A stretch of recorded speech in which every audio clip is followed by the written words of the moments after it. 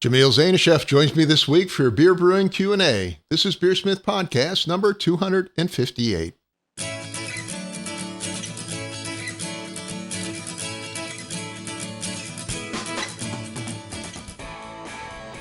This is BeerSmith Podcast number 258, and it's late May 2022. Jamil Zainasheff joins me this week for a Beer Brewing Q&A. Thank you to this week's sponsors, Craft Beer and Brewing Magazine. Every issue of Craft Beer and Brewing Magazine is packed with articles for homebrewers and beer lovers. They offer access to videos, brewing courses, exclusive articles, and the amazing Craft Beer and Brewing Magazine. Go to beerandbrewing.com to get your subscription today. And also the Brew Commander, the new brew house controller from Blickman Engineering. It's available in electric and gas propane models. The patent-pending Brew Commander is a high-quality brew house controller that offers automated step mashing, boil timers, precision temperature control, and advanced settings. Command your brew day with a new Brew Commander. To order yours today, visit blickmanengineering.com. Again, that's blickmanengineering.com. And the web-based version of BeerSmith is available now with the new inventory module. You can find it at beersmithrecipes.com. BeerSmith for the web lets you build, edit, and brew recipes from any browser, including your desktop, tablet, or mobile device. The web-based version gives you access to tens of thousands of recipes, online recipe editing, advanced water tools, and much more from any device. You can try BeerSmith Web for 30 days by setting up an account at beersmithrecipes.com. If you purchase a Gold, Platinum, or Pro license, you get both BeerSmith Web and the desktop version for one low price. Check out beersmithrecipes.com now to give BeerSmith Web a try. And now let's jump into this week's episode. Today on the show, I welcome back Jamil Zainasheff. Jamil is the founder of Heretic Brewing near San Francisco, as well as an award-winning professional and homebrewer. Jamil authored the books Brewing Classic Styles and A Practical Guide to Beer Fermentation. He also co-hosts the Brew Strong podcast on the Brewing Network. Jamil, it's great to have you back on the show. How are you doing today? Well, thanks for having me. Yeah, I'm doing well. I'm thrilled to have some time to do some shows. Awesome. I understand you just got back from a trip, you said. Did a little traveling. Yeah, my first real trip since the pandemic. I went to England with a friend of mine, Neil Spake, and we toured around some breweries. Went to Harvey's, one of my favorites, and we went to Hook Norton, which I had never been to, which is now one of my other favorites. But we got a chance to brew Gale's Prize Old Ale at Dark Star, which Gale's Prize Old Ale, Gale's brewery was acquired by Fuller's back in the day, and Dark Star was as well. So this was a brew at Dark Star just for equipment reasons. And we got a chance to brew this old ale that hasn't been brewed since 2011, but they've been keeping a Solera going. So originally the brew was done in these oak barrels is where they would hold the beer, and it would pick up Brett and bacteria and stuff like that. Well, they took some of that beer and they've carried it forward, and in 2005 they brewed a batch, and they took that beer, added it to it, and then they filled the tank. 2011 they brewed it again, and they took that tank that they saved, and they transferred it and mixed it with the 2011 batch, and then they, without cleaning the tank, they refilled that holding tank, and then that beer from 2011, I got to taste that. Neil and I tasted it. It tasted amazing. That's going to be blended into the new batch that we just brewed, and once it's blended, they'll refill that fermenter again with the blend. So the Solera lives on each year or each time they brew. Hopefully they'll get back to brewing it every year. But brew it every 11 years or so, right? Yeah, it's kind of like a cicada beer, But it was really cool. The process, the ingredients, first time I've had to chop up 250 kilos of invert sugar blocks. Oh my goodness, that's a lot. Yeah. So, yeah. And how big was the batch? 40 UK barrels. Yeah, that's quite a bit. And then, they'll blend in the tank, which tank was pretty good size. So that might have been another 20 or 30 UK barrels. But it is sitting there over the 11 years. The beer went from about 9% to 11%, just slowly the Brett working over the years, but it tasted pretty amazing.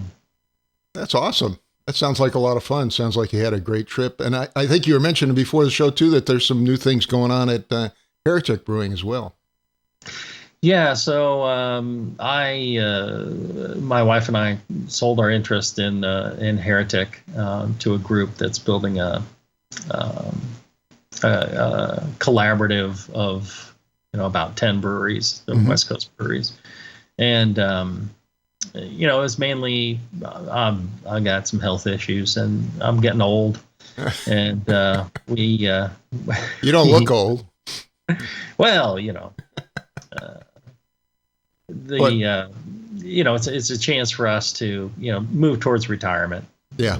But you are still working there, right? You're still doing stuff at Heretic and still collaborating, right? Yeah, you know how this is. It's hard not to work. Just because I enjoy it so much. So yeah, we've been doing a lot of collabs. We've actually been doing a lot more collabs recently. I purchased a 5-barrel system for the brewery before it was sold. And we've been doing collabs with a lot of people and doing some Pro-Am brews, which I really enjoy. We actually brewed what I believe is the first commercial legal ice bock in the United States. That's pretty cool. How do you do that? How do you legally make an ice bock?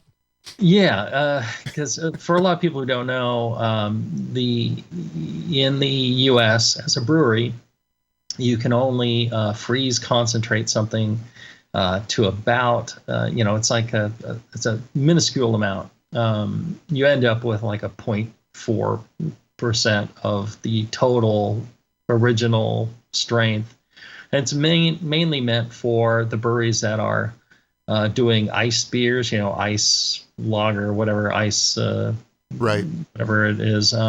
They freeze it, they filter it, and then they add water back. And that's the traditional method for making an ice bock, isn't it? Yeah.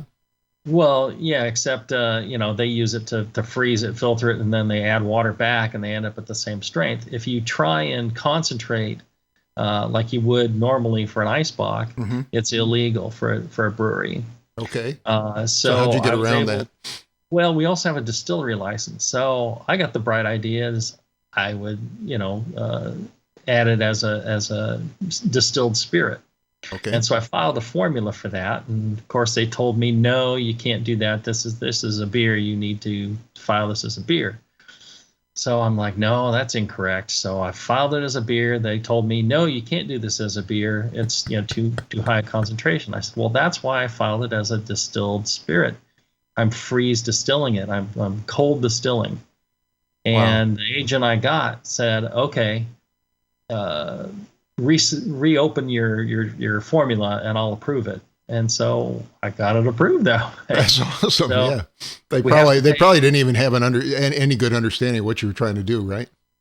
Right. Well, I think they did. It's just the laws are not super clear on how you go about it, and so the only drawback is I have to pay distilled spirits taxes on it, which are quite a bit higher than beer. Of course, yeah. But the fact that we got to make an ice bock, and it was a Pro-Am, so each year they've asked me to announce the winners of a category on the national homebrew competition, and each year I offer to do a Pro-Am of the beer. That was the gold medal winner.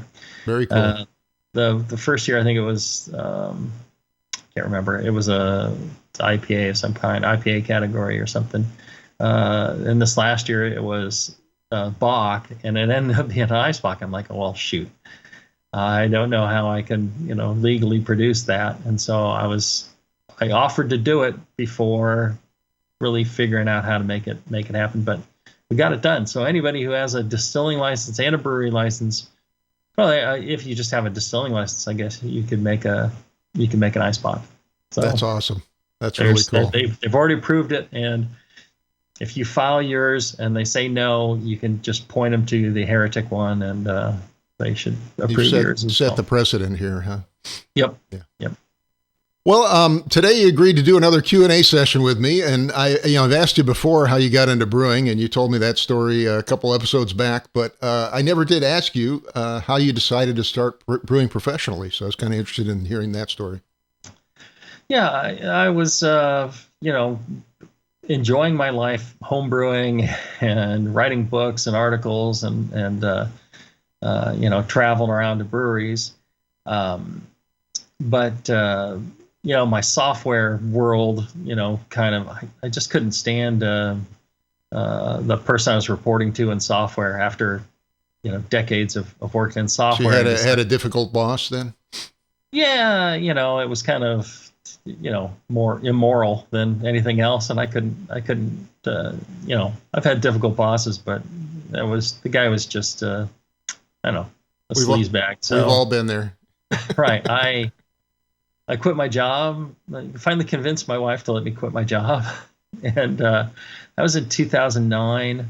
And so I quit my job, and then the yeast book, I was working on the yeast book. So I spent that year writing the yeast book. Mm-hmm. And then after that, my wife was saying, well, you have to get a real job. You can't just keep, doing articles and books and stuff. That won't, that's not a real job. I'm like, well, all right.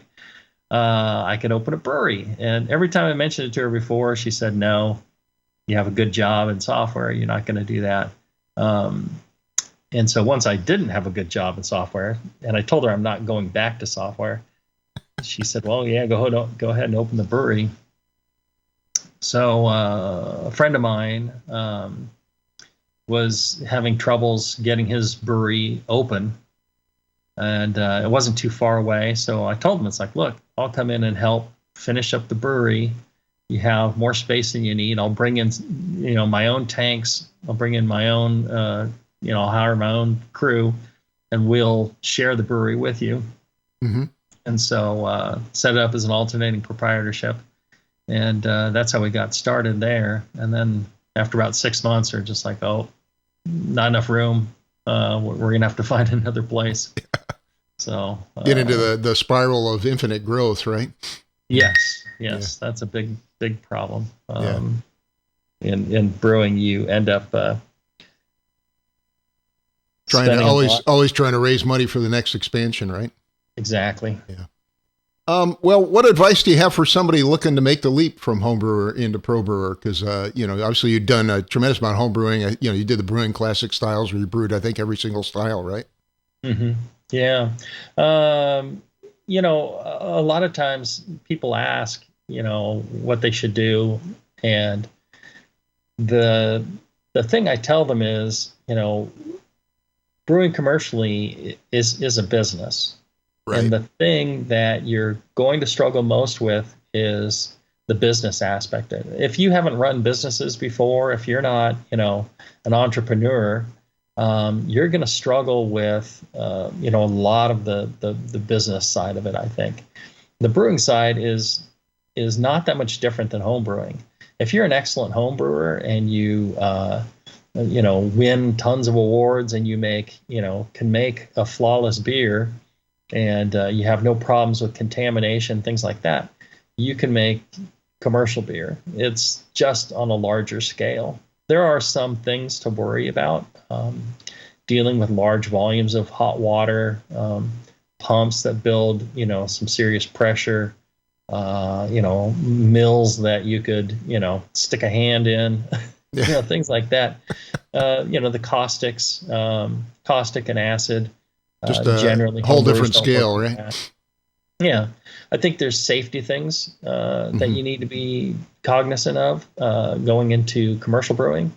But the thing you'll struggle with is selling beer, hiring employees, managing the government, managing, Marketing, taxes, cash flow is a huge thing. Marketing, yes, marketing is without that you're dead.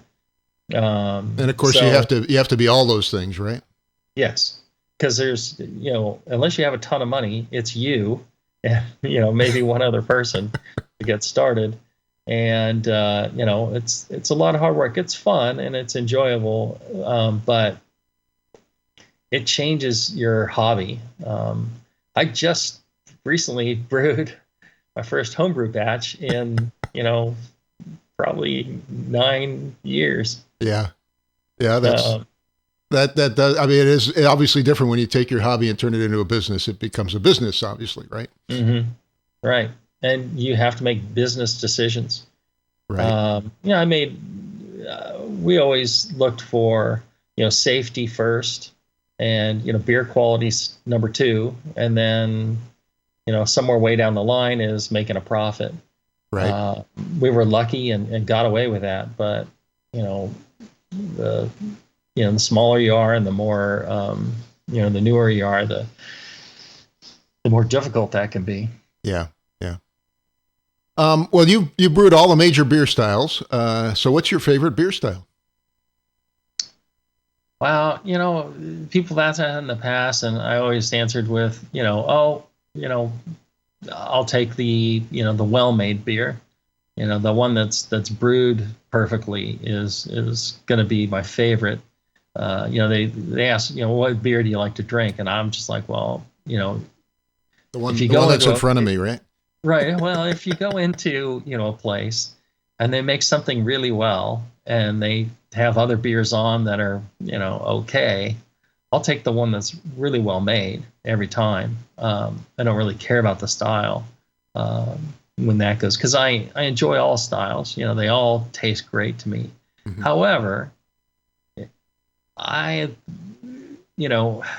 it comes down to if everything is equally well made, what I prefer to drink, I tend to enjoy British cask ale, traditional cask ale, British bitters, milds, things like that versus other stuff. I'm the same way. I actually really enjoy the British styles and the complexity that they have. It's not, yes. They're somewhat messy when you think about all the flavors that are involved, but mm-hmm. but I find the complexity to be really enjoyable.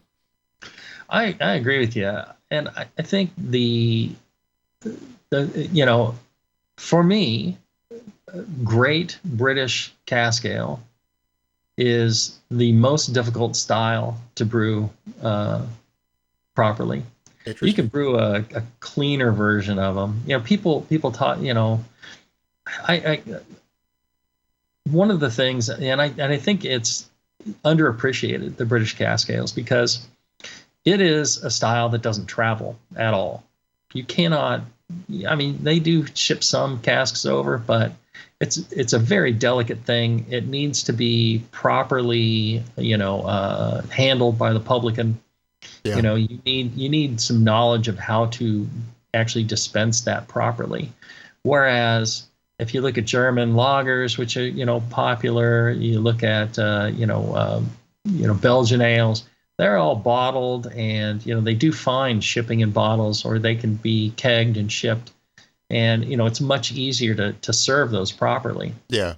And they're more durable. And so people have this belief that certain beers are really hard to make. Those, I think, are easier. They're more durable. So people got good examples of them. Whereas British cask ale, if you don't travel to England and you have an opportunity to taste some of these properly done, you have no idea what a great example is. The bottled stuff tends to all be pasteurized. It tends to be cleaner stuff. I went to Harvey's.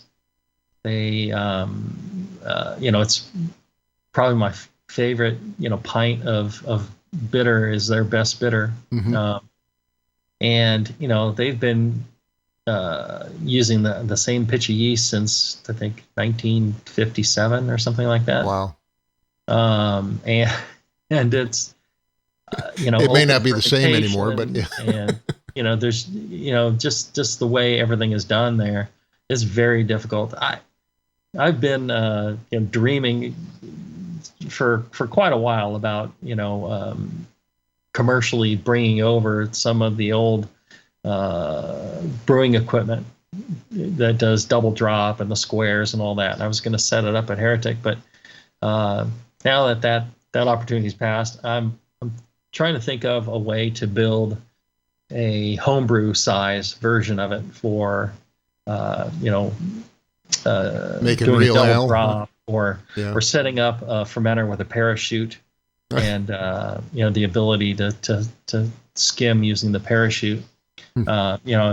Trying to think about totally replicating it. I want to really make some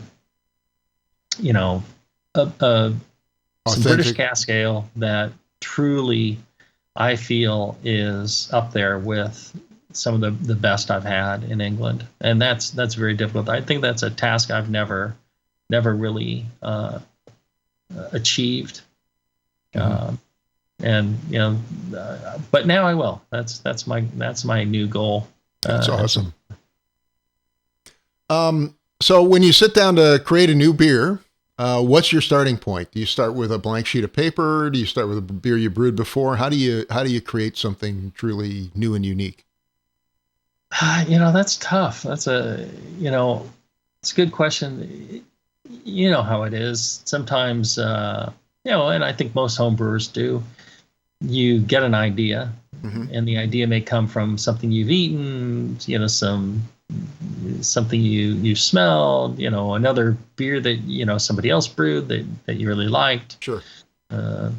So sometimes it is just kind of a blank canvas, and but you always start with like knowledge of other beers you've done. I think, it's like, well, this gives me this flavor. That's where a lot of brewing experience comes in handy.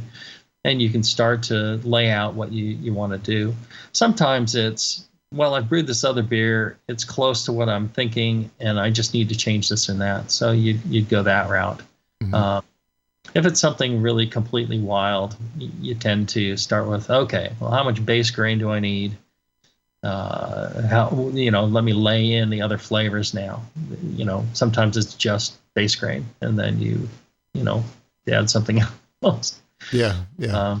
I like to start with a grain bill myself, actually. Yeah. Do you iterate beers a lot? So, for example, how often do you tweak a recipe to get it just right? Well, if it's not right, you keep doing iterations of that recipe until it is right. So every time you brew it, you just tweak it and try something else. We did you do a lot of that at the commercial scale as well? Yeah, we would do some tweaks. Some of them just, dead on exactly what we wanted, the very first time. I'd say the one that I did the most work on commercially was probably Make America Juicy again, our hazy, in all our hazy strains. So, it wasn't something that I was that familiar with, beforehand, because it didn't even exist. So I had to learn it all along with everyone else, and probably spent a good 2 years. That was a beer we were brewing, multiple times a week. And so it was easy to do iterations of that. I'd be like, okay, we're brewing it, 2-3 times this week. I want, to try this on the hops. I want to try this on the, grain bill, water, everything. So over the course of 2 years, we really, it was trying to dial in that, permanent haze that a lot of breweries struggle with. Yeah. It was, dialing in the flavors. It was dialing in the mouthfeel. It was a whole thing. And, at the end of the process now, I really understand, I think what it takes to make a great New England style IPA. Mm-hmm. A lot of the fruity flavors are challenging too, right? Yes, absolutely. Yeah. Have you ever made any truly horrible beers, like really didn't turn out well? Probably as a home brewer, right? I'm sure. Oh yeah, my very first home brews for sure. Not quite the same as what you're making a Heretic. Yeah. You think, my mindset is, forget the failures and move on in beer. Learn from it and start to improve what you're doing. I think my early ones were probably really pretty bad. I do remember we did somehow we talked about making beer in prison or something like that, and we I think it was at the Las Vegas conference, maybe. Okay. A bunch of friends in Quaff, we decided to have a competition, and the rules were you needed to brew a batch of beer, and you had to be able to defend the ingredients that you used as something you could get in prison and the techniques you used. So I think I used like orange juice and brown sugar and raisins and bread yeast. Okay. And another friend of mine used he actually chewed up a box of cereal. Oh and no! Spit it into a bucket and then fermented that. So that was fermented cardboard is basically what we're talking about here. And then another friend of mine who won the competition. We had I think Ray Daniels and Charlie Papazian and a bunch of other people do the judging. And this one friend of mine, he did like brown sugar and used like a rum yeast or something. I'm just like, oh, come on. Where are you getting that yeast? He ended up using, something from White Labs. I'm like, no. You got just like a bread yeast. But they all tasted pretty darn bad. Uh-huh. And the score sheets had everything from you'll be shanked, you should be shanked for this, or it was pretty funny. The cereal one, Randy Barnes, the cereal box did the cereal one. He just sat on his houseboat one day and chewed up a box of cereal and spit it into the bucket and then fermented it. And it was extremely salty and kind of snotty or slimy as well. It was absolutely disgusting. I tasted it. Oh, my. Which, just the whole thought of, if you've ever met Randy, the thought of him chewing something up and essentially spitting it in your mouth is disgusting. Yeah, absolutely. That doesn't sound good to me. What are your thoughts on decoction mashing for homebrewers? Is it ever really worth it? I mean, I've done it once, and that was enough for me. But right. I think absolutely you should do it once, and I think it's worth it in that if you enjoy it and you feel it makes your beer better and it's worth the effort, then you should absolutely do it. I will say that I've gotten 50-point scores on BJCP score sheets from people I highly respect, like Joe Formanek, on my Bock beers, and no decoction. I think you can do a lot with the malts that are available today, and you can brew more often and get more done, just sticking with the malts. And I think the malts are, I don't know. But yeah, it's worth doing once. I did a brew with a friend of mine, Tyler, at when he was at Libertine. We brewed with Hot Rocks and, did the Stein beer brew. Uh-huh. And, it's not something I would do every day, but it's well worth doing it once. Awesome. When you walk into a new brewery, what do you order first? I mean, how do you quickly find out if the brewer's any good? Oh, Google recommendations from friends. Google. That's how you find out if they're any good.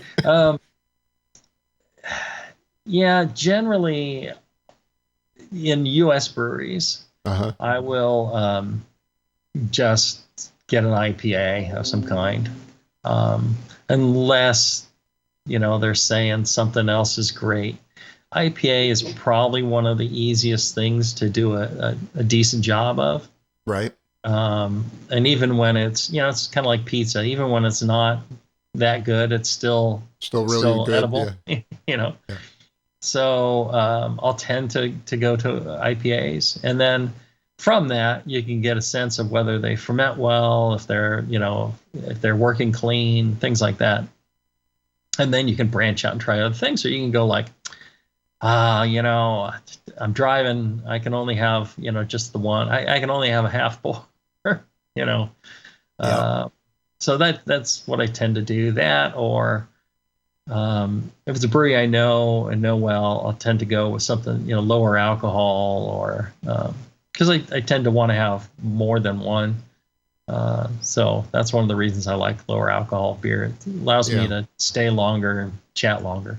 A lot of times I go for the Pilsner because I figure if they can make a decent Pilsner, they're kind of in the ballpark. You know what I mean?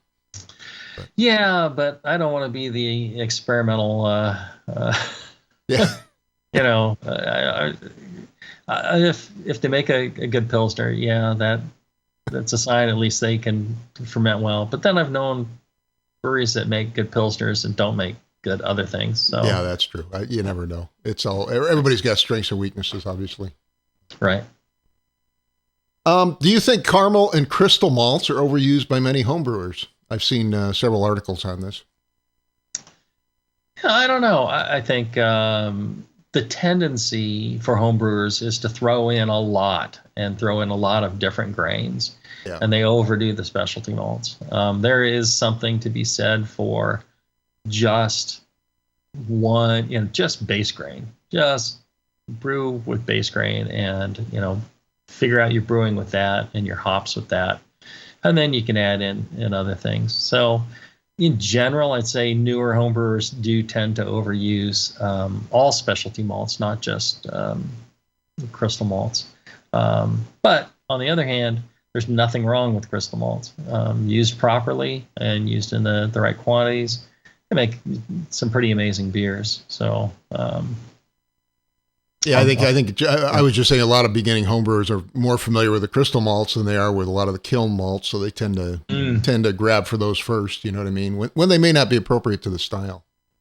Yeah, I'm with you there. Yeah, that's an excellent point. And I think a lot of homebrew shops, they start people out with that. Well, we all, it's not true anymore. A lot of people start with all grain, but when we started brewing, it was mostly extract to begin with, at least. And so, you pretty much use the caramel crystal with the extract because you didn't have to mash it, right? Right. So that was, but nowadays a lot of people are starting in all grain. So it's, the small all-in-one systems are really relatively inexpensive and fairly easy to use, so things have changed. I was, with my friend Chris Graham at More Beer, and got picking up some Girl Scout cookies from his daughter, and so went to lunch, and then I was walking around their warehouse there. I hadn't seen all the things that I hadn't been there in probably 5+ years, so I'd done a lot of stuff. I was just hanging out. And we talked about home brewing, and he asked me if I was ever going to home brew again. I said, "Yeah, I'm gonna start up." And so he gave me a one of those Brewzilla 35 liter Brewzilla kits. Yeah, some of the episodes. I think I've done 1 or 2 episodes with him just on the all-in-one kits, and talk about all the options that are available, because that is where a lot of people are going now. They're relatively inexpensive. They're very easy to use. They might make it. They got pumps. They got temperature control. They mash. Brew in a bag style system. Yeah, it was, and it's so compact. It's something easy to store. I'm not going to go to a big 3-tier system that like I used to have. Right. Right. Somebody stole mine. I don't know where it went, but you lost your 3-tier system, huh? Yeah. So this thing it's perfect. Makes 5 gallons, all grain. It's automated. The pump's built in. Yep. The controller's built in. I was thinking this next time I'll even ferment in it. You could get away with that, probably. Yeah. You lift the grains out, let it drain, and then boil. It's got a lid. Yeah. I'm thinking I'll just ferment in there. Maybe I'll just hook it up to the beer engine, and I'll let it rip. Drink from there. Well, Jamil, there have been some amazing advances in hop knowledge. What are some of the new ideas related to hop aroma and flavor that you've been exploiting lately? Wow, yeah, we've been messing around with all the new materials, ingredients that come out, and I think there's a lot of stuff being, almost, I don't want to say thrown at the wall, but a lot of new ideas coming up from the hop suppliers that they are, extracting different parts, and they're turning them into liquids, and they're coming up with powders, and they're coming up with all sorts of different stuff to enable the brewers to reduce hop matter and increase hop flavor. Yep. Layer in different aspects to different beers. Yeah, I mean, we're getting to the point where we're isolating a lot of flavors, and you can literally just add the flavor at the end, almost, kind of a thing. Right. The thing I find is you can't rely on these things too much, because when you remove the leaf matter, truly change the character of the beer. It doesn't taste as beer-like anymore. Yeah.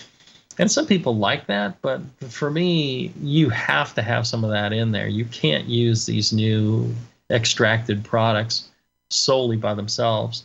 Otherwise, it doesn't really taste very much like traditional beer. So I think they're great tools for laying in additional stuff, but you don't want to completely rely on them. Another interesting avenue is the genetically modified yeast. Berkeley Sciences, Berkeley Lab, I can't remember I think White Labs is doing some work in that area too. A guy who was a brewer for us, he's now the brewer over there, and they're doing some interesting things. And we recently tried a yeast that does kind of fruity tropical character, and it's pretty surprising how much character they get in there. You still need to use the hops and layer it in, but it really gives you a tremendous background of this tropical fruit flavor. Just from the yeast, huh? Yeah, it's awesome. It's shocking. They have a number of different yeasts, and one they made that tastes like you added Cascade hops. All you have you just ferment, and it tastes like you added Cascade hops to it. Yeah, I know. Talking to Stan Hieronymus the last couple of years, a lot of these hop strains do work with the yeast, and there's a biotransformation that takes place during active fermentation that allows you to have a lot of these fruity flavors. It's related to geraniol and thiols and linalool and all these other things. Kind of interesting science going on there. So related to that, have you done any work with mixed yeast strain fermentations? I had Chris White on a couple episodes back talking about mixed yeast strains, so I thought I'd ask you about it. Using more than one strain, for example. Yeah. I used to do that a lot more in the past. We did it a bit at Heretic as well, where we wanted one character from this primary yeast, and then we wanted attenuation from the other yeast. And also in the past, I was a big fan of Yeast's Roselaire. which is, which I've used to make, Flanders Red and various things like that. And the thing I was told, talking to folks like Chris and Greg and other folks, their thought was, the yeast are going to compete, and one yeast will end up becoming more dominant, and you're not going to get the same blend that you had if you repitch, right? And my question was, well, can't you repitch these things? And so I was told, no, you really shouldn't. They won't work out the same. Okay. But what I found in something like the Roselaire, or even just taking a culture from some of the Flanders beers and growing them up, was that it did taste the same. You would find that, and my theory is, you're putting all the organisms in there, and it may run at a different pace or a different path, but eventually they all kind of get there. They all kind of limit themselves to their little niche of what they're able to do. Yeah, I mean, that's kind of interesting, because I asked Chris about that specific issue of whether they, one yeast would dominate the other, and he said no. In most cases, it doesn't turn out to be the case. That they, in many cases, they complement each other, which was kind of interesting.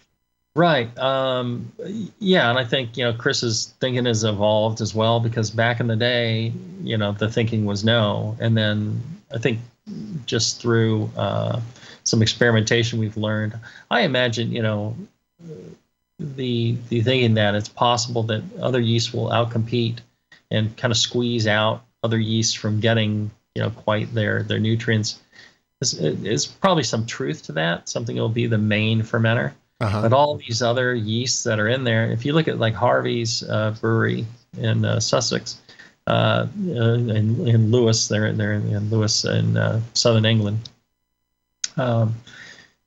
They have something like 11 or 13 organisms in their yeast, and there's a yeast or two that's doing its main fermentation, and then these others are providing a lot of flavor and character. They may not do the main ferment, but they're still having an impact, and the beer wouldn't be the same without all those organisms in there. Yet they just repitch it, and I'm sure the balance may have changed over time, but eventually the yeast settle into the environment you provide them, and they'll thrive. Awesome. Have you experimented with any of the new yeast strains, like the Creek yeast, or the yeast that produce some of the sour flavors? I know they have some new ones that actually, where the yeast itself produces lactic acid. Right. So those are genetically modified as well to produce the lactic acid. So if you're worried about GMO, then it's something you wouldn't use. I have not used those, but I've tasted beers that were made with those, and they turn out pretty good. I'm quite impressed by those yeasts. It's really super simple to use if you want to make essentially a kettle sour. Just using one of those yeasts makes it super simple. If you don't want to, it's still super simple. The whole way that we were doing souring before, with souring the mash and all that, not the way to go. You collect your wort like you normally would, boil it for 15 minutes, cool it down to about 100 degrees Fahrenheit, and then you pitch your strain of lactic acid bacteria. Right. You wait overnight. It settles out around 3.2, 3.3, and then you boil it again, and you add your hops, whatever you want to do, and then you ferment it like normal. Yeah. It's pretty easy. Kettle souring, easy. Yeah, the lactic, the yeast with the lactic component, that makes it even super simpler. You just make it like normal and just pitch that yeast. The Quebec yeasts, been doing a number of them now. We did one with our first one was with Mother. Oh man, I'm forgetting the name of them. Yeah, up in Washington. They use trees, run everything through a tree. We did a beer called Mouth Circus, and then we've been doing more of them with my friends at Brew Chatter. We did one with Hornindal yeast and Mosaic hops that we called Mo Horny.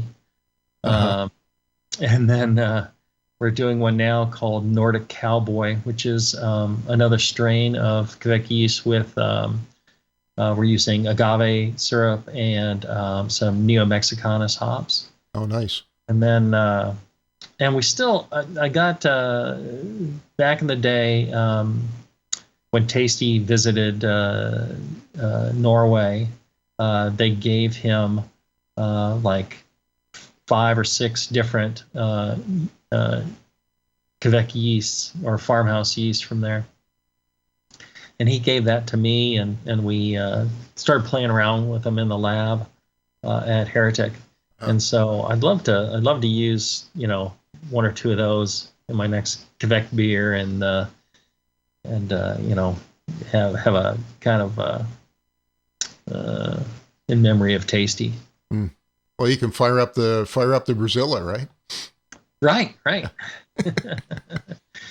Yeah, and I'm getting back into all my yeast equipment I took to Heretic, and so I don't have any of my yeast equipment, so I've slowly been replacing it, ordering bits and pieces, and I brought back in my luggage, I took a sample vial of yeast on my trip to England, and got myself some real historic yeast, and I've been growing that up and playing around with slowly nursing it up to full speed, huh? I was shocked at how strong it was, because I got it near the beginning of my trip, and I carried around in my luggage warm, and then when my hotel room had a fridge, I'd put it in there. It's British yeast. It probably doesn't care, right? Right. Well, and I brought it back, and I'm like, wow, I hope this thing's still alive. But I put it in a jar of wort, and within 90 minutes, it was fermenting, and it was taken off. It fermented so well, it crawled out of that jar and made a huge mess. Awesome. So now I've plated it out. I'm looking at what exactly I've got, and it is a really strong fermenter, and flocculates, like, forms these clumps of tofu. Nice. So it's a huge top fermenter. I'm real excited to use it. The flavor and character seems fantastic. So I'm excited to give that a whirl. Awesome, Jamil. Well, your closing thoughts after a lifetime of home brewing and professional brewing. My closing thoughts is, man, I sure love brewing. I love home brewing. And now that I'm home brewing again, I love home brewing so much more than commercial brewing. Commercial brewing is great because it gives you access to more people, and it introduces you to a lot more passionate craft beer lovers. Mm-hmm. And that's a lot of fun. And you get to meet a lot of people, and I got to pay for a lot of travel through the company, as we had distribution, all through Asia and in Europe, and so I could do a lot of trips to Asia and Europe on the company's dime, for and it was work, but and then I got to meet a lot more wonderful people. So awesome. If you get into commercial brewing, it's don't forget the people aspect of it, and then try not to lose your love of home brewing. So yeah, I'm having a lot of fun with that. I think people should brew as much as you can. Keep home brewing. Don't give up. Well, thank you, Jamil. We're glad to welcome you back to the Brotherhood of Homebrewers, and really appreciate you coming on the show today. I never left. I guess that's true. You never have left, but we're glad you're back homebrewing. Let's put it that way. Thank you. My guest today was Jamil Zainasheff, author, podcast host, and founder at Heretic Brewing. Thank you again, Jamil. Really appreciate you being here today. Thanks for having me on. A big thank you to Jamil Zainasheff for joining me this week. Thanks also to Craft Beer and Brewing Magazine. They offer access to videos, brewing courses, exclusive articles, and the amazing Craft Beer and Brewing Magazine. Go to beerandbrewing.com to get your subscription today. And also the Brew Commander, the new brewhouse controller from Blickman Engineering. It's available in electric and gas propane models. The patent-pending Brew Commander is a high-quality brewhouse controller that offers automated step mashing, boil timers, precision temperature control, and advanced settings. Command your brew day with the new Brew Commander. To order yours today, visit blickmanengineering.com. Again, that's blickmanengineering.com. And the web-based version of BeerSmith with the new inventory module is available now at beersmithrecipes.com. BeerSmith for the web lets you build, edit, and brew recipes from any browser, including your desktop, tablet, or mobile device. You can try BeerSmith Web for 30 days by setting up an account at beersmithrecipes.com. If you purchase a Gold, Platinum, and Pro license, you get both BeerSmith Web and the desktop version for one low price. Check out beersmithrecipes.com to give it a try today. I'd like to thank you for listening, and I hope you have a great brewing week.